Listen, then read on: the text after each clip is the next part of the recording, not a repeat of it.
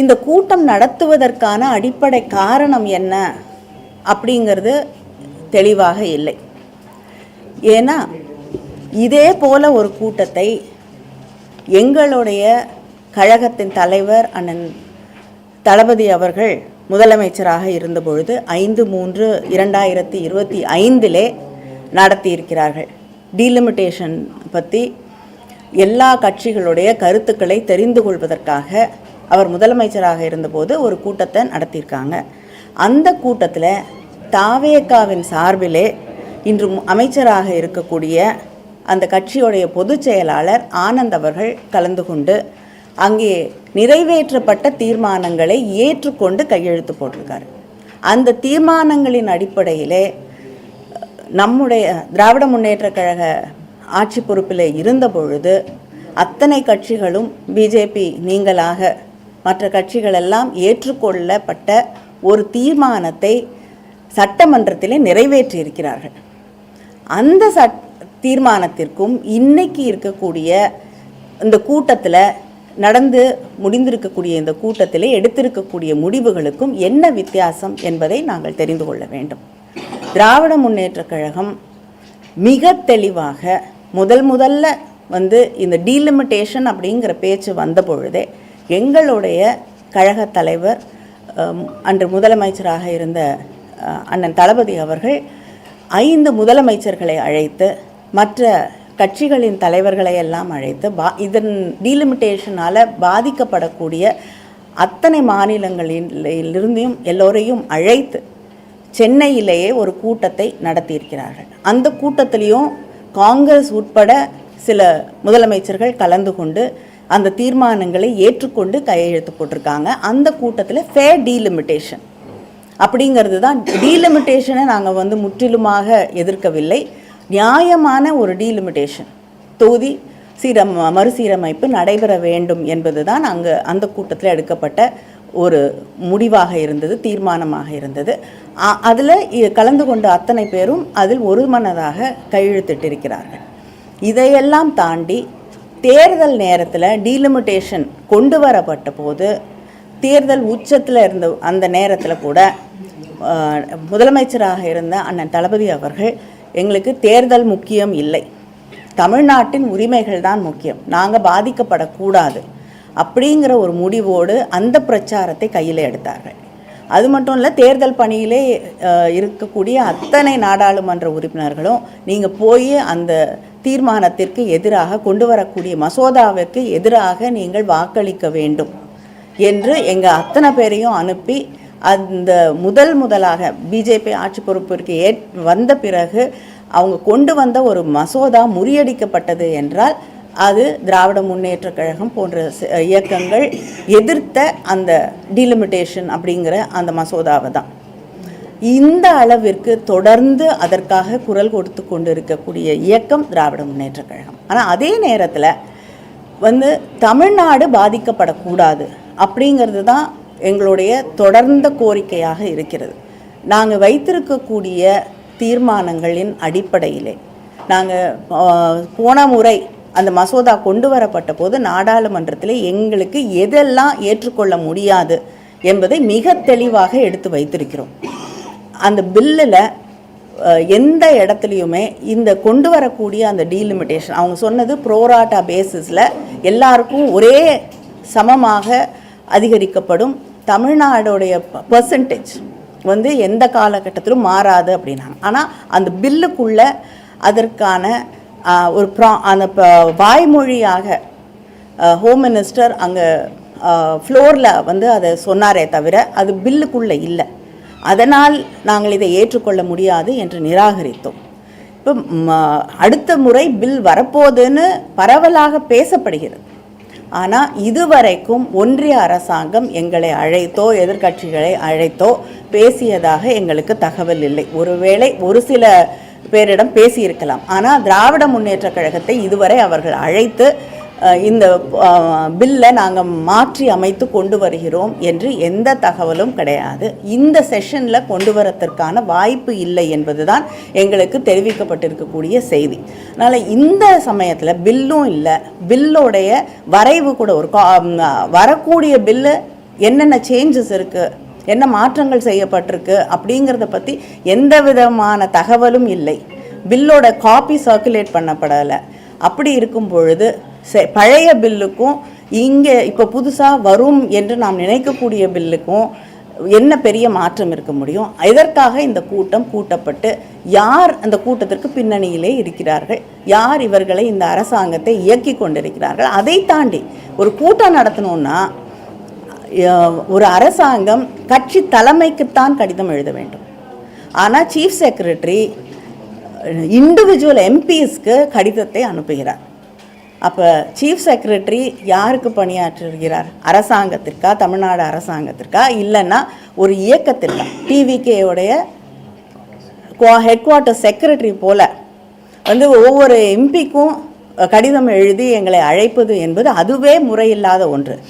எங்களுடைய முதலமைச்சர் அனைத்து கட்சி கூட்டத்தை அழைத்த போது கட்சியோட தலைவர்களுக்கு தான் கடிதம் எழுதினாங்க. யார் அனுப்புறதுன்று கட்சி தலைமை முடிவு செய்ய வேண்டும். அதனால் எம்பிஸ்க்கு தனியாக நீங்கள் கடிதம் எழுதுவது என்பதே முறையில்லாத ஒன்று. அதனால் எந்த தேவையும் இல்லாத நேரத்தில் எத்தனையோ பிரச்சனைகள், மேகதாது பிரச்சனை மிக மோசமான ஒரு இதில் போயிட்டுருக்கக்கூடிய ஒரு சூழலில், விவசாயிகளுடைய பிரச்சனைகள் பற்றி எரிந்து கொண்டிருக்கக்கூடிய இந்த சூழலில் திசை திருப்பக்கூடிய ஒரே வேண்டும் என்ற ஒரே எண்ணத்தோடு அவங்க கூட்டணியில் இருக்கக்கூடியவர்களுக்கு எந்த விதமான ஒரு எம்பாரஸ்மெண்ட்டும் வந்துடக்கூடாது அப்படிங்கிற ஒரு எண்ணத்தோடு திசை திருப்புவதற்காக இன்னைக்கு இந்த கூட்டம் நடத்தப்பட்டிருக்கிறது. இந்த பிரச்சனையை கையில் எடுத்திருக்கிறார்கள். புதுசாக என்ன சொல்கிறாங்கன்னா, தொகுதி மறுவரையே தேவையில்லை, இந்த எண்ணிக்கையிலே இருக்கணும், எண்ணிக்கையை உயர்த்தவும் கூடாது, மக்கள் தொகை அடிப்படையிலே வேணாம், 50% வேணாம், மறுவரையிலே தேவையில்லை, இந்த எண்ணிக்கையே இருந்தால் போதும், நாடாளுமன்ற உறுப்பினர்களுக்கு பேசுறதுக்கான வாய்ப்பே இங்கே கிடைக்கல, 543 பேர் இருக்கும்போது 5 நிமிஷம் கிடைக்க மாட்டேங்குது, எண்ணிக்கையை உயர்த்தினா அதுக்கான வாய்ப்பே இல்லை அப்படின்னு சொல்லி பல கட்சிகள் தெரிவிச்சிருக்காங்க. முதலமைச்சர் அந்த கருத்தை நாடாளுமன்ற உறுப்பினர்கள் கட்சியில் ஒவ்வொரு கட்சிக்கும் எத்தனை உறுப்பினர்கள் இருக்கிறார்கள் அப்படிங்கிற அடிப்படையில் தான் நேரம் ஒதுக்கீடு செய்யப்படுகிறது. இண்டிபெண்ட்டாக இருக்கக்கூடியவர்களுக்கு தான் நேரம் குறையக்கூடிய வாய்ப்பு இருக்கே தவிர உங்களுடைய கட்சிக்கு எத்தனை பிரதிநிதிகள் இருக்காங்க அப்படிங்கிறதோடைய அடிப்படையில் தான் நேரம் ஒதுக்கீடு செய்யப்படுகிறது. அதனால் இதையெல்லாம் நம்ம ஒரு காரணமாக சொல்லி இது வேண்டான்னு சொல்கிறது. மாற்றவில்லை என்றால் அதை மாற்றணும்னு திராவிட முன்னேற்ற கழகம் நீங்கள் மாற்றியே ஆகணும், டீலிமிட்டேஷன் கொண்டு வரணும்னு நாங்கள் சொல்ல. நாங்கள் கேட்கக்கூடிய ஒன்றே ஒன்று 33% பெண்களுக்கு இடஒதுக்கீடு வேண்டும் என்று. அதுதான் எங்களுடைய தொடர்ந்த கோரிக்கையாக இருக்கிறது. ஆனால் சில இடங்களிலே கிட்டத்தட்ட சில தொகுதிகளில் 40 லட்சத்துக்கு மேலே அங்கே இருக்கக்கூடிய பாப்புலேஷன் இருக்கக்கூடிய ஒரு சூழலில் டீலிமிட்டேஷன் கொண்டு வரணும்னு நினைக்கக்கூடிய இதில் பாப்புலேஷன் பேசிஸ் மக்கள் தொகை அடிப்படையில் கொண்டு வந்தால் நமக்கு மிகப்பெரிய, முக்கியமாக தென் மாநிலங்களுக்கு மிகப்பெரிய ஒரு பாதிப்பு இருக்கும். அதனால் மக்கள் தொகை அடிப்படையிலே அதை கணக்கீடு செய்யக்கூடாது அப்படிங்கிறது தான் நாங்கள் தொடர்ந்து வலியுறுத்தக்கூடிய ஒன்று. அதனால் தமிழ்நாட்டுக்கு எந்த விதத்திலும் இந்த பிரதிநிதிகளுடைய எண்ணிக்கை குறைந்து விடக்கூடாது. நம்ம மக்கள் தொகையை குறைச்சிருக்கிறதுக்காக பழிவாங்கப்படக்கூடாது என்பது தான் திராவிட முன்னேற்ற கழகத்தோடைய அடிப்படையில் நாங்கள் சொல்லக்கூடிய விஷயம். காங்கிரஸ் மூத்த தலைவர் சிதம்பரம் போன்ற தலைவர் சொல்றாங்க, பாஜக திமுக அணுகியிருக்காங்க, இந்த சட்டத்தை எப்படியா நிறைவேற்றணும் அப்படின்னு சொல்லி பேசிக்கிட்டு இருக்காங்க அப்படிங்கிற மாதிரி கருத்துக்களை சொல்றாங்க. இல்லைங்க, பாஜக எல்லாரையும் தான் அணுகியிருக்காங்க. எனக்கு வந்த செய்தி, பார்லிமெண்ட்ரி அஃபேர்ஸ் மினிஸ்டர் திரு கிரண் ரிஜிஜு அவர்கள் எதிர்க்கட்சி தலைவராக இருக்கக்கூடிய திரு ராகுல் காந்தியை நேரடியாக சென்று சந்தித்தார் கூட சொல்லியிருக்காங்க. ஒரு பில்லு கொண்டு வரணும்னா எந்த இவர்கள் வேணால் யாரையும் சுமூகமாக அன்றைக்கி பேசாமல் இருக்கலாம்.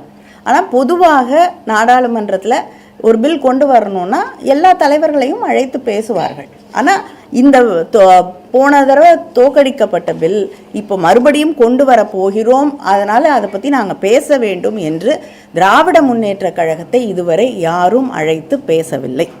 திமுக போராட்டத்துக்கு பின்னாடி சீட்டு மொத்தமாக 60 சீட்டாக உயர்கிறது அப்படின்னு ஒரு செய்தி இருக்குது. இது திமுக கிடைத்த வெற்றியா, டீலிமிட்டேஷனுக்கு ஒரு ஆதரவான ஒரு நிலையா?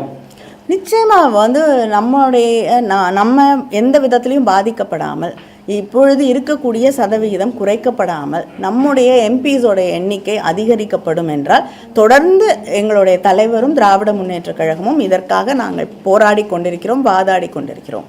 திரு ராகுல் காந்தி அவர்கள் வந்து இதை வந்து நேரடியாகவோ அல்லது மறைமுகமாகவோ ஆதரித்தால் அது எட்டப்பன் வேலை அப்படின்னு குறிப்பிடுறாங்க. அதே மாதிரி பிரவீன் சக்கரவர்த்தி வந்து இல்லைங்க, இல்ல வந்து யார் எட்டப்பர்கள் யார் எட்டப்பர்கள் இல்லைன்னு தேர்தல் முடிவுக்கு பிறகு யார் யார் எப்படி நடந்துக்கிட்டாங்கிறத பார்த்து மக்களுக்கு மிக தெளிவாக தெரியும். அதனால் யார் எட்டப்பர்கள்னு தமிழ்நாட்டு மக்களுக்கு தெரியும். யார் முதுகில் குத்தியவர்கள், யார் வந்து நேர்மையாக மக்களோடு அரசியல் செய்கிறார்கள்னு தமிழ்நாட்டு மக்களுக்கு தெரியும். இன்றைய கூட்டத்தில் வந்து திமுகவும் பங்கேற்கல, அதிமுகவும் பங்கேற்கல. இந்த ஒரு புதிய நட்பு இருக்குன்னு சொல்லி அமைச்சர் ராஜ்மோகன் விமர்சிக்கிறார். திமுகவுக்கு அதிமுக இடையே ஒரு புதிய நட்பு இல்லைங்க. திராவிட முன்னேற்ற கழகமும் அதிமுகவும் மேகதாது விஷயத்துலையும் ஒரு மித்த கருத்து தான் கொண்டு இருக்கும். பல நேரங்களில் ஒரே விஷயத்தை ஒன்றா கூட போய் நாங்கள் வந்து அங்கே ரெப்ரசன்ட் பண்ணியிருக்கோம். அதனால் இது வந்து புதுசான ஒரு விஷயம் அப்படின்றது, இவங்க புதுசாக ஆட்சி பொறுப்பிற்கு வந்திருக்கிறாங்க, இவங்க புதுசாக அரசியலுக்கு வந்திருக்கிறதுனால காலம் காலமாக நடந்து கொண்டு இருக்கக்கூடிய பல விஷயங்கள் இவங்களுக்கு தெரியலங்கிறதுக்காக இதுவரை நடக்காத ஒன்று இல்லை. அதனால் இப்பொழுது கூட இன்று ஆட்சி பொறுப்பில் இருக்கக்கூடிய தாவேகா எல்லா எதிர்கட்சி தலைவர்களையோ இல்லைன்னா அவங்களோட கட்சிகளுடைய ரெப்ரசன்டேட்டிவ்ஸையோ அழைச்சிட்டு போய் அங்கே இருக்கக்கூடிய நீர்வளத்துறை அமைச்சரையோ அல்லது மற்ற அமைச்சர்களையோ சந்தித்து இந்த மேகதாடு பிரச்சனையை பற்றி அவர்களிடம் எடுத்து சொல்லுவது என்றால் நிச்சயமாக திராவிட முன்னேற்ற கழகமும் அவர்களோடு செல்ல தயாராக இருக்கிறோம்.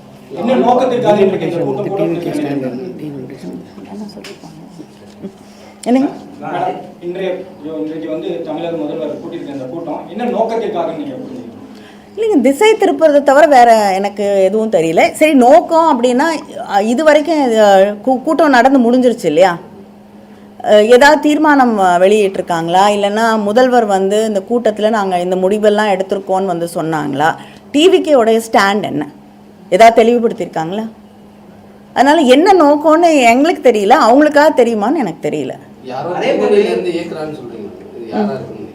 அது அவங்களுக்கு தான் தெரியும். அது உங்களுக்கு தெரியறதுனால தான் என்ன கேட்குறீங்க. தாவைக்கா தவிர மற்ற எல்லாருமே மேகதாது விவகாரத்தில் தமிழக அரசு தவிர எல்லாருமே வந்து அனைத்து கட்சி கூட்டத்தை கூட்ட வேண்டுங்கிற இந்த இஷ்யூ தொடங்கினதுலேருந்தே சொல்லியிருக்காங்க.